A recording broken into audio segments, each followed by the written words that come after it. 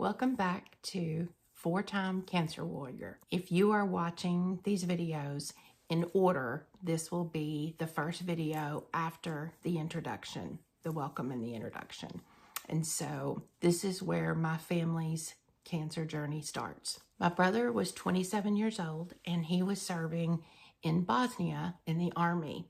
This was in 2001, the middle of 2001. He was in the best shape of his life, but my brother has never been a big guy. He's always been tall and slim. And I remember my mom mentioning something to me in probably April. My brother was losing weight and was hoarse when he talked. The next thing I know, she is calling me and telling me that they are putting him on a plane to Ramstein Air Force Base in Germany, and they are going to biopsy a lymph node. We didn't know hardly anything about cancer in our family at this point.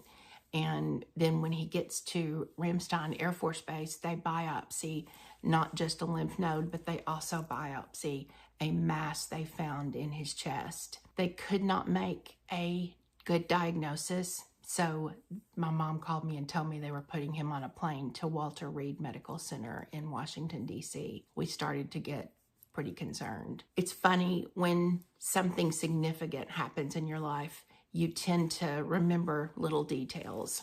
I remember very vividly that I was sitting out in my garage watching my son play. He was playing outside. It was a sunny day, and my mom called me, and she told me that my brother had non-Hodgkin's lymphoma. I knew nothing about that. I didn't know if it was a good kind, a bad kind. I didn't know the difference between Hodgkin's and non-Hodgkin's. So of course I start immediately doing research, and I find out that it's the worst kind of the lymphomas. He had huge mass in his chest that was pressing on his lungs.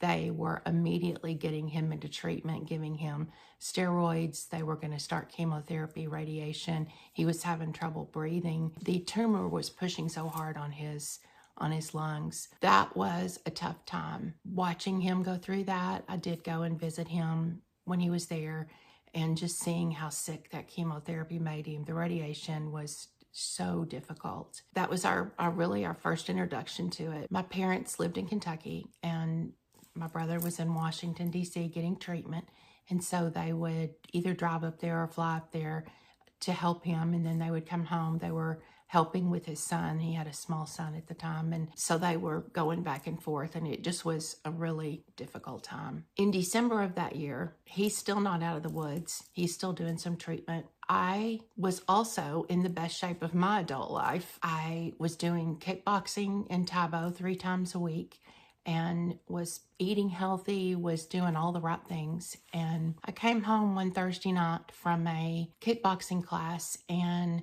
was going to jump in the shower. And I noticed, as I was walking across my bathroom to get to the shower, I noticed in the mirror a shadow on my right breast.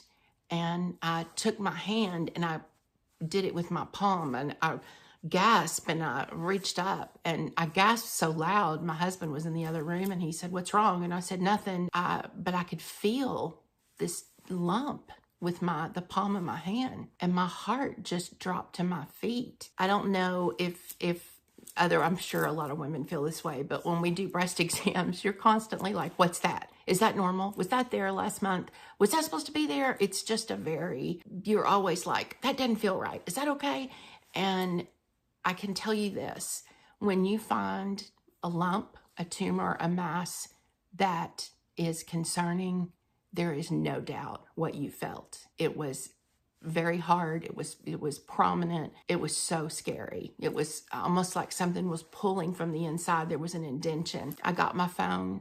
I went in my closet and I closed the door and I started crying. It just was the scariest thing. It was the scariest feeling to think, what in the world? And so I called my sister-in-law. I'm going to jump back a little bit. My sister-in-law, Julie, my husband's sister, she was the middle sister. He's the youngest of 5 sisters. She had breast cancer, and I had actually taken her to her treatments. She lived in Temple, Texas, and her cancer center was up here close to Fort Worth, and we were living in Fort Worth at the time. And So she would come up and stay with me, and I would take her to her treatments. And I remember just looking at the people that were there hooked up to their IVs and their chemotherapy. And it was like another world. And, you know, we would come home and she would be so sick. And all I could do was, she wanted orange juice. I would bring her orange juice and check on her, make sure she was okay. But there was really nothing I could do. It bothered me a lot. And I was just so grateful that cancer didn't really affect our family. And then here's my brother with it. And now I found this lump. So I called Julie and I told her, I said, don't say anything to anybody. I don't want to worry anybody. My parents have enough going on. My husband is stressed at work. And so, but I'm really scared. I said, I just felt this lump and it's a true lump. And she told me, she said, you know what, I'm going to drive up tomorrow morning. And so I didn't say anything to my husband, but that whole night, it felt like every 5 minutes I would reach up and feel, I would think it's going to be gone. It's going to be gone. And I would feel, and it was still there. And it was all night long. This happened. So my sister-in-law gets here and I show her and she feels of it. And, you know, I'm watching her face intently. I'm like, what does she think? What does she think? And she says, yeah, she said, I don't think it's anything to worry about. She said, but you know, you definitely need to see your doctor. What I didn't know is that as soon as she left, she called her mom and my mother-in-law, and she said, I think Tracy has breast cancer. She said it looked just like hers. She didn't want to worry me, but she urged me to get it checked out. So in the meantime, I call a really good friend of mine whose husband is a surgeon and told her what I'd found. And she said as soon as Mark was already in surgery, she said as soon as he got out of surgery, she would call him and she would call me back. But she urged me to go ahead and make an appointment with my gynecologist and just to get on the books and, you know, make sure, get everything going. So my friend Nancy, she called me back and she said her husband wanted to see me in the office on Monday. And this was a Friday. And I'm thinking, I'm going to have to wait all weekend. And once you're in the cancer world, you're going to find out that a weekend is nothing. You have to wait sometimes weeks. And so I knew very little about cancer at that time, but we were actually having dinner with him that night. And it's funny, I had always said that Mark would never operate on me because he wasn't going to see me naked. And then I was going to have dinner with him the next night, sit next to him at dinner. That would be too weird. And so, but I know when they got here, they were going to pick us up for dinner. And when they got here, I was like, do you want to check it now? And he was like, no, we'll do it Monday in the office. So I told my husband what was going on. And yeah, it was a long weekend. So I get to his office on Monday and I'm a wreck. And he tells me, you know, we're going to do a needle biopsy. And he said, do you want something to numb it? I said, no, I just do whatever you have to do. And so he did the first needle and he asked his nurse for another needle. I was like, what's wrong? And I am staring at his face, just seeing if he gives any sign at all that he's worried.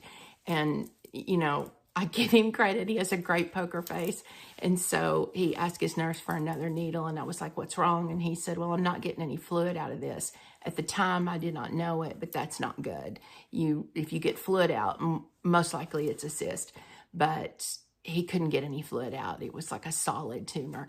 So he tries a second needle, a bigger one, can't get anything out. He asked her for another one, and I'm trying not to panic. And so he gets some pieces out with the third needle, the bigger needle. And he tells me, I will call you tonight. I've put a rush on this and I'll call you tonight with the results. And so I went home and thought, this is going to be the longest night of my life. But yeah, that's the first part of the story. So I will record part 2 of the story. You guys are welcome to go and watch that. And again, thank you for watching. If you want to continue to watch, you are welcome to hit the subscribe button, the like button, and welcome to my channel.